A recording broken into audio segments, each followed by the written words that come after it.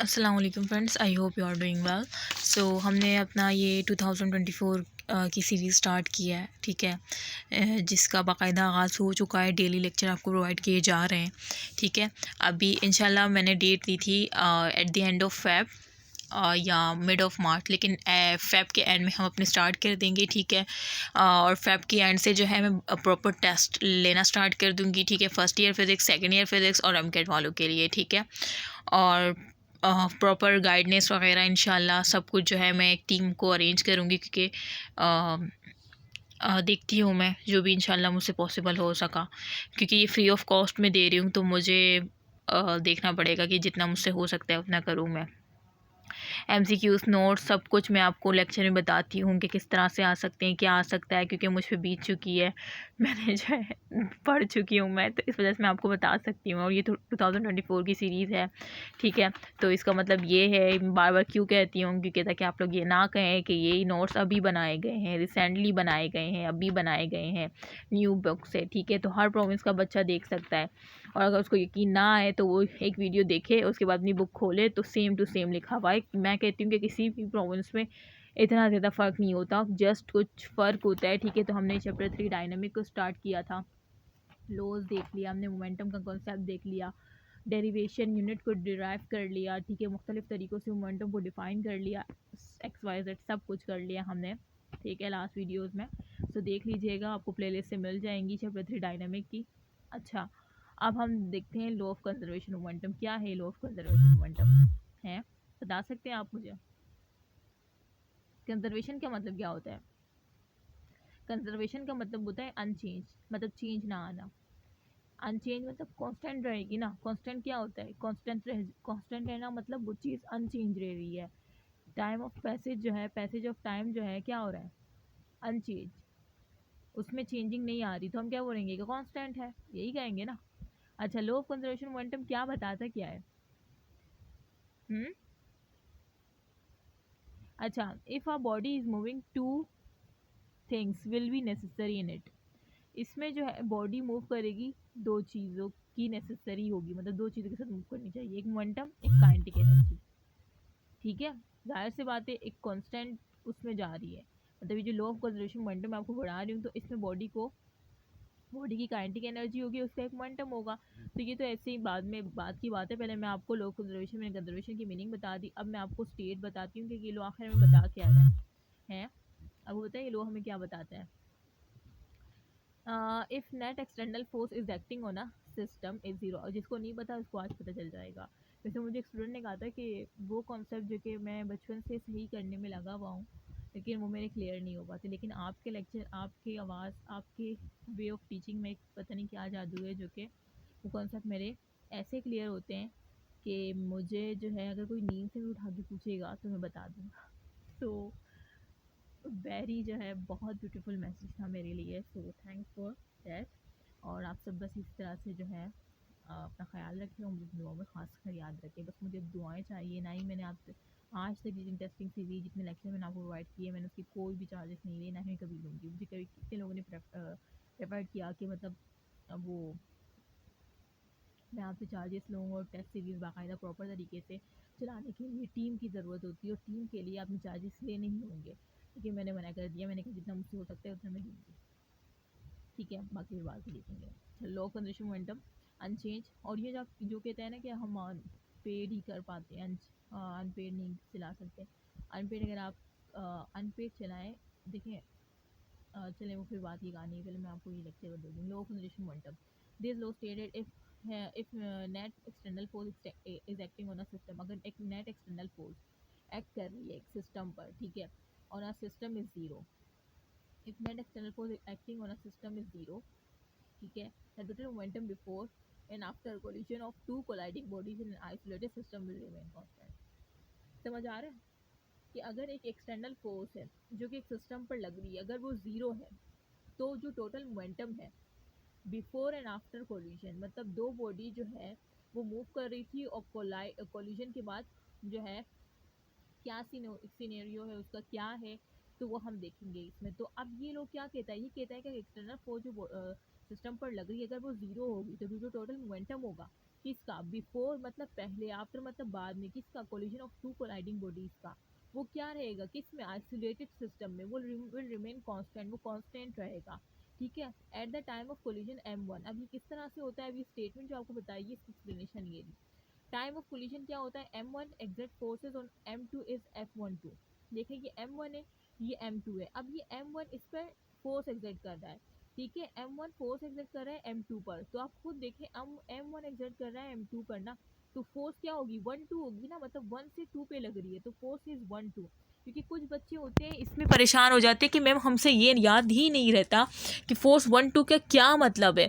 Force 1-2 का मतलब m1 लगा रही है ना m2 पे, तो पहले 1 आएगा फिर 2 आएगा, मतलब 1-2 पे लगा रही है, तो फोर्स 1-2 मतलब m1 m2 पे फोर्स लगा रही है। तो ये बिफोर कोलिजन क्या है, m1 अपनी जगह पे, m2 अपनी जगह पे, इनका एक मास है, ठीक है, जिसको m1 दिया है, इसका मास m2 है, इसकी इनिशियल वेलोसिटी को u1 से शो किया है और m2 की इनिशियल वेलोसिटी को u2 से शो किया है, ठीक है, बिफोर कोलिजन ये है। लेकिन आफ्टर कोलिजन जो है, मतलब जब पहले कोलिजन, जब इनके साथ जो कोलिजन इस तरह से होती है और आफ्टर कोलिजन जब देखा गया तो क्या हुआ कि इनकी वेलोसिटी u1 से m1 की v1 हो गई और m2 की u2 से क्या हो गई, v2 हो गई, ठीक है। और ये एक बॉडी a थी, b थी, ठीक है, वही है, मासेस वही है। आफ्टर कोलिजन देखें इनकी डायरेक्शन भी चेंज हो गई, ठीक है। तो ये किस तरह से हुआ ये तो मैंने आपको बता दिया। अब F12 हम क्या लिखेंगे, F12 जो फोर्स लग रही है, ठीक है, तो हम क्या करेंगे, m2v2 माइनस m2u2, मतलब m12 का मतलब कि m1 फोर्स लगा रही है m2 पे ना, तो जाहिर सी बात है m2 की वेलोसिटी में चेंज आएगा ना, तो इस वजह से हम यहाँ पे m2 का जिक्र कर रहे हैं। ये बात आप अपनी कॉपी में अलग से लिख लें कि वो बच्चे कहते हैं कि F12 के फॉर्मूले में F2 m2 u2 मतलब m2 की बात होती है। वो क्यों होती है, क्योंकि F12 मतलब कि m1 बॉडी m2 पे लगा रही है फोर्स, ठीक है, तो जिस बॉडी पे फोर्स लग रही है उसी की वेलोसिटी के बारे में के डिस्कशन की जाएगी ना, तो इस वजह से F12 is equal to m2v2, मतलब उसकी फाइनल वेलोसिटी कोलिजन होने के बाद, आफ्टर कोलिजन उसकी इनिशियल कोलिजन पे उसकी वेलोसिटी क्या आती, मतलब बिफोर कोलिजन इसकी वेलोसिटी थी u2, तो m2u2, और आफ्टर कोलिजन क्या हो गई v2, तो m2v2, ठीक है। तो अब माइनस आ रहा है, मतलब पहले हमने ये बिफोर कोलिजन वाली और आफ्टर कोलिजन वाली वो लिख दी, m2v2 माइनस m2u2 और डिवाइड बाय टाइम, ये आपकी इक्वेशन 1 हो गई।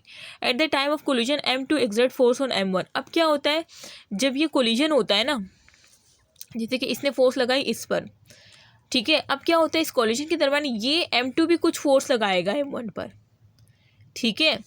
तो at the time of collision m2 exert forces on m1, जब m2 एक्सर्ट करेगा m1 पर तो क्या होगा, F21 हो जाएगी, ठीक है। तो अब F21 का मतलब कि m2 एक्सर्ट कर रहा है m1 पर, तो इसका मतलब अब यहाँ पे m1 वाली बॉडी की वेलोसिटीज़ के बारे में डिस्कस होगा। तो m1v1 मतलब फाइनल से इनिशियल को माइनस कर दो, फाइनल से इनिशियल को माइनस कर दो, पहले भी बताया था फाइनल से इनिशियल माइनस होती है। m1v1 फाइनल v1 हो गई थी ना, और इनिशियल u1 थी, इस तरह से इसकी फाइनल v2 थी, इनिशियल u2 थी, तो m1v1 और माइनस m1u1, ठीक है, इनिशियल और डिवाइड बाय टाइम, ठीक है। अच्छा ये माइनस क्यों आ रहा है, ये माइनस इस वजह से आ रहा है, देखें ये आफ्टर कोलिजन की बात हो रही है। आफ्टर कोलिजन ही तो m2 ने m1 पर एक्सर्ट की थी ना फोर्स, तो आफ्टर कोलिजन क्या हुआ, जब m2 ने कोलाइड होने के बाद इसने जब कोलिजन हो गई तो m2 ने जब m1 पे फोर्स एक्सर्ट की तो इसको पीछे धकेल दिया, मतलब इसको पीछे धकेल किया, मतलब इसकी ये वाली डायरेक्शन इस साइड हो गई, मतलब डायरेक्शन चेंज हो गई ना, पहले दोनों एक ही डायरेक्शन में थे तो पॉजिटिव था, यहाँ पे कुछ भी नहीं है, तो इसका मतलब क्या है, यहाँ पे पॉजिटिव है, कुछ भी नहीं है तो पॉजिटिव है, ठीक है। और यहाँ पे देखें यहाँ पे माइनस क्यों आया, क्योंकि जब m2 ने m1 पर फोर्स लगाई तो इसकी डायरेक्शन पलट गई, तो इस वजह से माइनस आया है। देखो दोनों की डायरेक्शन अपोजिट है। अच्छा, as per Newton third law of motion. अब Newton third law of motion आपको क्या बता रहा था, वो मैंने एग्जाम्पल दी थी ना कि अगर मैं आपको चमाट लगाऊंगी तो आप उल्टा मुझे रख के देंगे, मतलब मैंने पहले आपको लगाया, आपने कहा मुझे क्यों लगाया, आपने रख के मुझे दिया, मतलब हर एक्शन का रिएक्शन होता है, यही देखा था ना हमने Newton third law of motion में कि हर एक्शन का रिएक्शन होता है। तो F12 मतलब F12 मतलब m1 ने m2 पे जब फोर्स लगाई तो m2 ने बोला कि यार तू मुझ पे फोर्स लगा रहा है, अब देख मैं तुझ पे फोर्स लगाता हूँ। तो फिर M2 ने भी M1 पे फोर्स लगाई, मतलब F21 मतलब M2 ने फिर M1 पे फोर्स लगाई। लेकिन जो M1 ने M2 पे फोर्स लगाई ना F12 में, वो सेम डायरेक्शन में थी, मतलब दोनों सेम डायरेक्शन में थे। देखें सेम ही डायरेक्शन थी ना, तो इस वजह से यहाँ पे पॉजिटिव है, कुछ नहीं है तो पॉजिटिव है, ठीक है। लेकिन जब फोर्स लगाई, वो कोलिजन हुआ, तो कोलिजन के दौरान क्या हुआ, at the time of collision, ये क्या है, at the time of collision, collision के दौरान, ये देख रहे हैं, इस कोलिजन के दौरान M2 ने कहा यार तू मुझे फोर्स लगा रहा है, रुक अब मैं तुम्हें अपनी फोर्स दिखाता हूँ। तो इसने क्या किया, इस पर फोर्स लगाई, और जब इसने फोर्स लगाई तो ये फिर पीछे गया, ठीक है। जैसे मैंने आपको टोमेटो एग्जाम्पल, बस अगर आपको वो याद है ना तो आपको ये समझ आ जाएगा, ठीक है। पहले इसने रख के दिया M1 ने M2 को, फिर M2 ने कहा कि रुक मैं तुझे रख के देता हूँ, और फिर जब इसने रख के दिया तो वो पीछे चला गया, मतलब ऐसा रख के दिया कि वो दोबारा मुड़ के नहीं आया, और जब मुड़ के नहीं आया तो डायरेक्शन चेंज हो गई ना, तो माइनस आ गया, ठीक है। अच्छा, तो F12 equal to minus F21, यही हुआ ना कि पहले M1 ने M2 पे फोर्स लगाई, फिर M2 ने M1 पे फोर्स लगाई, लेकिन इसमें क्या हो गई, डायरेक्शन ही चेंज हो गई जब M2 ने M1 पे लगाई, क्योंकि पीछे चला गया, डायरेक्शन अपोजिट हो गई। अच्छा, तो माइनस आ गया। अब क्या हुआ, अब इक्वेशन 1 और 2 को इक्वल कर दे, जिस तरह से ये है, ये Newton third law of motion आपको बता रहा था, ठीक है। अब देखें F12 का फार्मूला जो हमने निकाला था वो रख दिया, और F21 जो निकालता वो रख दिया। अब देखें T इज इक्वल टू के इस साइड दोनों में डिवाइड बाई T है, तो दोनों को काट दे, दोनों एक दूसरे से कैंसिल आउट हो गए, ठीक है, कैंसिल आउट हो गए, टाइम कैंसिल आउट हो गया। अब क्या हुआ, M2V2 और माइनस M2U2 और माइनस M1V1 और माइनस, अब ये माइनस, इसको आप ब्रैकेट को खोल रहे हैं, देखिए यहाँ पे कुछ भी नहीं था, तो यहाँ पे सेम यहाँ पे ऐसे आई, लेकिन यहाँ पे आप ब्रैकेट को ओपन कर रहे हैं, मतलब माइनस इसके साथ कुछ नहीं है तो क्या है, प्लस है, तो माइनस प्लस माइनस आएगा, और ये क्या है, ये माइनस है, मतलब M1U1 के साथ क्या है, माइनस है, तो माइनस माइनस प्लस हो जाएगा। ये आपने मैथ में पढ़ा होगा ना कि माइनस प्लस क्या होते हैं, माइनस, और माइनस माइनस क्या होता है, प्लस, तो माइनस प्लस माइनस हो गया, माइनस माइनस प्लस आ गया, ठीक है। ये डेरिवेशन जो है ना, ये जो यहाँ से मैंने डेरिवेशन स्टार्ट की, जो डेरिवेशन को मैं डिटेल में करवा रही हूँ, ये फर्स्ट ईयर फिजिक्स वालों के लिए है, ठीक है। MCAT वालों के लिए ये चीज़ें इंपॉर्टेंट थी यहाँ तक जो मैंने कहा, और एट द एंड जो सोल्यूशन निकलेगा। वैसे अगर MCAT वाले भी इसको देख लेते हैं तो उनके लिए फ़ायदा होगा, मतलब वो रट्टा फिर नहीं लगाएंगे, क्योंकि उनके दिमाग में पूरी डेरिवेशन जो है वो होगी, मतलब किस तरह से क्या हुआ था, तो अगर वो पूरी देखेंगे तो उनके लिए बेनिफिट ही होगा, नुकसान कुछ भी नहीं होता, ठीक है। तो अभी आपने ये देख ली, हाँ तो मैंने करवा दिया, ठीक है। तो अब आपके पास क्या आया, अब जैसे कि आपने देखा ये डेरिवेशन ये आपने देख लिया ना कि माइनस प्लस माइनस और माइनस माइनस प्लस। अब हमने क्या करना है, इस माइनस को प्लस करना है, वो हम ये जो माइनस है ना, जैसे माइनस M2U2 के साथ माइनस है, और M1V1 के साथ भी माइनस है। अब हम क्या करेंगे, इस माइनस को प्लस करना है, किस तरह से करेंगे, अगर ये माइनस M1V1 इसको अगर मैं इस तरफ लाऊंगी तो ये प्लस हो जाएगा ना, इज इक्वल टू के इस तरफ जब आएगा तो प्लस हो जाएगा, तो ये इस तरफ आएगा तो प्लस हो जाएगा, और ये M2U2 जब उस तरफ जाएगा माइनस M2U2 तो ये प्लस हो जाएगा। तो आगे जाके यही दिखाया हुआ इन्होंने, देखो जो M2V2 था, अभी आपने जो M2V2 देखा, ये M2V2 अपनी जगह पे ही रहा, ठीक है। M1V1, ये जो M1V1 था ना, ये माइनस में था, ये माइनस में था, जब ये इस तरफ आया तो क्या हो गया, प्लस M1V1 हो गया, ठीक है। तो ये देखें M1V1 प्लस M1V1, कुछ नहीं है तो प्लस ही है, ठीक है। M2V2 अपनी जगह रहा। इसी तरह जो M1U1 प्लस था ये अपनी जगह रहा, लेकिन ये जो माइनस M2U2 आया इस तरफ आया तो ये प्लस हो गया, ठीक है। देखें M2U2 इस तरफ आया तो प्लस हो गया, ठीक है। और अब इसको आप इस तरह से भी लिख सकते हैं कि M1 मतलब ये सेम ही है कि M1V1 M2U2 और equal to M1V1 plus M2V2, ठीक है। तो ये आपको आई होप कि समझ आ गया हो, ये पूरी डेरिवेशन है, ये और करके अगर ना भी लिखे तो सही है। तो ये इंपॉर्टेंट लॉन्ग क्वेश्चन है, ये जो मैंने आपको डेरिवेशन बताई है, ठीक है, फर्स्ट ईयर फिजिक्स वालों के लिए। इंशाल्लाह अभी हम फिर नेक्स्ट जो है इलास्टिक कोलिजन को स्टार्ट करेंगे। सो अगर आपकी कोई भी क्वेश्चन आपके माइंड में आता है तो आप बिला झिझक जो है पूछ सकते हैं, ठीक है। इसमें कोई उसकी बात नहीं है कि आप कहें कि किस तरह से पूछें क्या है, ठीक है। सो आप पूछ सकते हैं, ठीक है। तो ये आपकी डेरिवेशन आ गई। अच्छा, इसको आप इस तरह से भी लिख सकते हैं, इसका मतलब क्या है कि देखिए ये M1V1 था ना, और ये M2V2 था, यही था ना, मतलब M1 और M2। अब ये जो M1V1 है इसको आप m1u1 भी कर सकते हैं, मतलब इसकी इनिशियल वेलोसिटी। ये इसकी फाइनल थी ना, आफ्टर कोलिजन थी, ये बिफोर कोलिजन थी। बिफोर कोलिजन मतलब इनिशियल और आफ्टर कोलिजन मतलब फाइनल। तो बिफोर कोलिजन m1u1 भी कर सकते हैं। इस तरह से ये मास 2 की क्या है, फाइनल थी, मतलब आफ्टर कोलिजन थी, दोनों आफ्टर कोलिजन है ना, v1 v2। After collision m1 की वेलोसिटी, आफ्टर कोलिजन ये किसका है, मास का है। इस तरह से बिफोर कोलिजन लिख ले मास m1 का, और बिफोर कोलिजन m2 का लिख ले, इस तरह से भी कर सकते हैं। इस तरह से ये देखें, ये बिफोर कोलिजन m1 है और ये after collision, before collision m1, before collision m2। इस तरह से इसको आफ्टर कोलिजन भी कर सकते हैं। ठीक है, तो ये एक ही बात है दोनों की। ठीक है, आप ये भी लिख कर आएंगे तो सेम है, इसमें कंफ्यूज होने की ज़रूरत नहीं है, इसको काट ले। ये इंपॉर्टेंट लॉन्ग क्वेश्चन है, था तो मैंने एक्सप्लेन कर दिया। ये मैंने एक्सप्लेन किया क्योंकि ये MCQs में अगर ये आ जाए तो आप कहेंगे ये क्या है। ठीक है, तो वैसे MCQs में ये बहुत कम ही आती है, तो आप देख लीजिएगा। ठीक है, बहुत इंपॉर्टेंट करके मैंने समझाया है। ये हमने लॉ ऑफ कंजर्वेशन का ये इंपॉर्टेंट लॉन्ग क्वेश्चन है जो कि मैंने आपको बताया, इसी तरह से आपने लिख कर आना है। ठीक है, सो आई होप कि आपको समझ आ गया होगा। इंशाल्लाह नेक्स्ट हम क्या डिस्कस करेंगे, इलास्टिक कोलिजन को डिस्कस करेंगे ना, इन इलास्टिक को डिस्कस करेंगे, एग्जाम्पल्स विद डेरिवेशन। ठीक है, सारी डेरिवेशन आ जाती है इसकी।